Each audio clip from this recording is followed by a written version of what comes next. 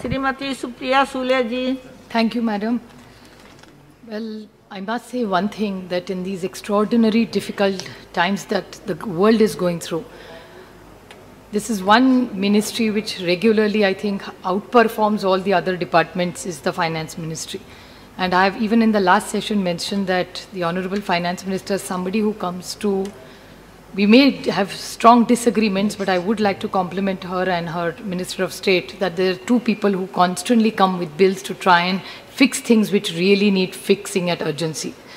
Especially at the time that we are going through, this is a bill, like Pinaki Mishra ji said, is not something we objected. And it's something we support, and it's probably the need of the hour, and it's a sensitivity of the ministry to bring up the pandemic issue at this time and make sure that the companies which are already under such pressure get a breather. But there are three quick clarifications I would like to ask her, because I remember her speaking on this bill in the month of March. I could stand corrected.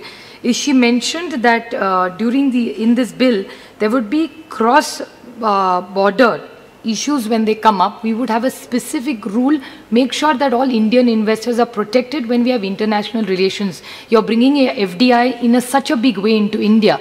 So how will you make sure both sides, I mean, I feel every investor should be protected, but when we have cross-border issues, how are we going to address? And you had mentioned it. So is it included? And if it's not, how soon would you? Because we really need, because the JPC was formed in 2017, we're in 2020. So it's a very important issue I think we all need to address, so every investor is protected. The second issue, which is very, very important, and I think which the Treasury Speaker talked about, was about the monies that have come back. He mentioned about Section 7, Section 9, Section 10 very proudly. I'm not taking away from the fact. But in Section 7, if please I could stand corrected, because finance is not my core strength, but is morely about banks and about the financial creditors. Now I want to know how much monies have we lost. I agree, he said 45% has got, which is a wonderful thing. I would compliment your government. But 45 out of 100, so what has happened to 54.5? So what has happened? Is that a haircut? Is that money gone? What is the status of this bank? And because of these several things, I don't think any of us should be proud if a company shut, be it a choti ho company, badi ho company. Lekin naukri chali jati hai, lakhon hazaron ki, and unemployment is at its absolute bottom globally. So what intervention are you doing? So I'm not sure what Mr. Dubey said about Section 7, 9 and 10 is something very complimentary or anything to be proud of. The other point is between resolution and liquidation. Liquidation is the worst option. So is that something we are looking for? Because we haven't got monies back when we have liquidated. So should resolution not be our first priority? And I would come back to that point again, because there are one or two companies I would like to bring to your notice. The other point which Mr. Pinaki Mishra raised, I won't repeat it, but I would like to bring it on the table. What he said about the NCLAT chairman was absolutely right. And as a matter of fact, Mr. Mishra, I would like to say there was a question he had only asked on 19th September. And the reply from the Corporate Affairs was that the e-courts also, as you've talked about the chairman, I'm taking it further down, as the question you asked whether government has any plans to expand e-courts so that there could be less pressure. The reply the government has given is that only 16 benches of NCLT there are, but only 9 benches are online. So I would have a request that if we, like he said, that NCLT needs a chairman, plus the entire infrastructure, if we really want to accelerate and help the poor man, we should do this. There is one topic which is very close to my heart. In the insolvency correction, one point you have made, which is not directly connected, but in the larger things is very, very important for me, is under the code, the director or the partner of the corporate debtor may be held liable by making personal contribution to the assets of the company in certain situations. I would request the Honorable Finance Minister that she had brought another bill for cooperative banks just last week. Can we extend this, and so that in PMC Bank, all the lands which are lying or properties which are lying in a time-bound manner sell? So if it works for insolvency here, why can't it work for the PMC Bank? And like major suggestions have come, if you remember, ma'am, you are also an economist, so you would definitely remember this. It was the TARP when the America, which even Nishikant Dubey talked about various countries. He talked about what other countries have done. I want to ask a pointed question to this government, is what are you doing to save the economy.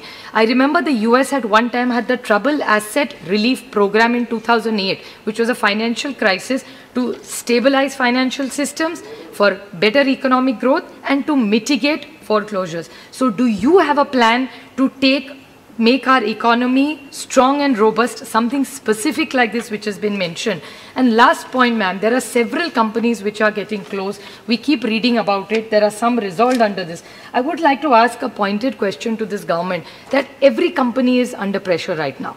You talk about Air India. I'm so fortunate that the Honorable Minister, who was exceptionally helpful to us during the pandemic, was Air India, which brought millions of our family members, friends, professionals and children.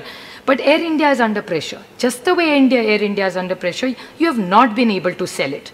Now, when Air India, which is a company run by a government, to sell it, it is a business stress or a business loss. There are other companies, take example Jet Airways. I would specifically talk about Jet Airways because Jet Airways has a huge hub and huge employment, especially from the state where I come from, where it started, which is Maharashtra.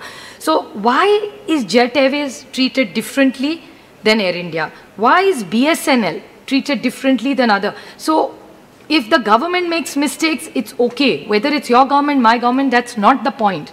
Who did it? Why did it? It's been 6 years now. So in 6 years, what corrective measures have you taken to make sure that every government run is run better and privates are bad? So can we have some solution? And why should it be that when it's government, it's a business stress, and when it's a private company, it's always corruption? I think it's unfair, especially when you're trying to do ease of business. I compliment the government. You have gone up the ladder in doing ease of business. And I don't think capitalism is bad at all. They create jobs, they create wealth. So when you're doing all this, what specific interventions will you do to improve them? And all of them are lying, some of them for bankruptcy, some for resolutions, some for NCLT. So what quick time-bound measures are you taking to make every businessman or an investor feel confident that his money is or her money is safe in India, they are protected, and this government is beyond words and only legislations committed to making this economy 5 trillion. Last time Mr. Singh said 10 million. Whatever you do, my only humble request is, I don't want to get into the numbers game. I want the unemployment back, because the minute unemployment comes, government's economy improves, and our social sector programs, which are right now all doing badly, will do better. So it's really for poverty elevation, we need to get our house in order. So I just request the Honorable Minister to make all these clarifications, because when you say something, it sends a clear message in this country and gives confidence to people who need it right now the most. Thank you.